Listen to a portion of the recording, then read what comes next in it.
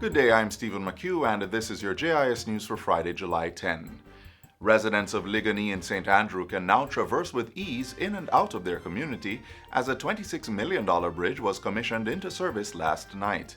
Prime Minister Andrew Holness officially opened the bridge, which is accompanied by a rehabilitated roadway that boasts new markings. We're going to develop your city, Kingston, to be the pearl city of the Caribbean. Jamaica is the center of the Caribbean, and Kingston will be the central city, and it starts by building world-class infrastructure. Whether it is one road at a time, one bridge at a time, one culvert at a time, we are going to do it, and we're going to do it well. The upgraded two-lane bridge was completed in 2.5 months. It replaces a previously deficient one-lane structure. Ligonier Avenue, which was closed to vehicular traffic in May to facilitate the roadwork, can now also be used again. Recent data from the National Epidemiology Unit indicate that the dengue outbreak in Jamaica has officially ended. Health Minister Dr. Christopher Tufton made the disclosure during his contribution to the 2020-2021 sectoral debate in Parliament on Tuesday. It means that we are no longer having cases of dengue above the threshold case. In fact, the last 4 months, we have seen below threshold numbers. 37 cases in March, 2 cases in April, 8 cases in May, and 2 cases in June. Mr. Speaker, it's been a long struggle, but the government has given support, the public health team have worked, the infrastructure has responded, and we can say Jamaicans are safer as it relates to dengue. Jamaica had been experiencing the dengue outbreak since January 2019. The minister reminded persons that the Aedes aegypti mosquito, which transmits the disease, is endemic to Jamaica and urged continued vigilant activities, such as getting rid of breeding sites to safeguard against future outbreaks. Still on health, construction of all 4 high dependency units, HDUs, has been completed under the Program for the Reduction of Maternal and Child Mortality, PROMAC.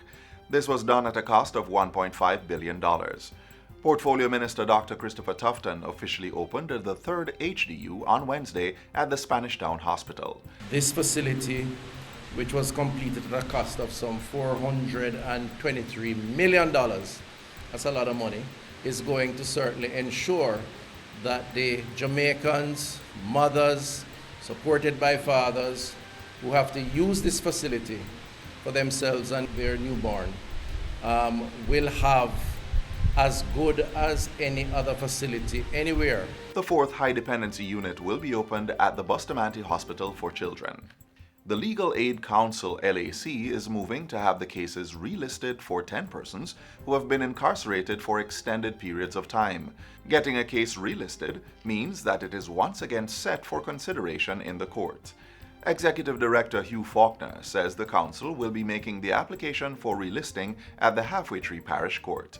He says this forms part of the Legal Aid Council's efforts to facilitate the processing of cases for persons in the system, particularly those who are mentally ill. Mr. Faulkner is encouraging family members to step up and claim these persons. We'll be publishing their names in a notice or news form, whatever form, and inviting, there's a leap of faith we take that either the relatives come forward or some infirmary said to us, we take 1, we take 2.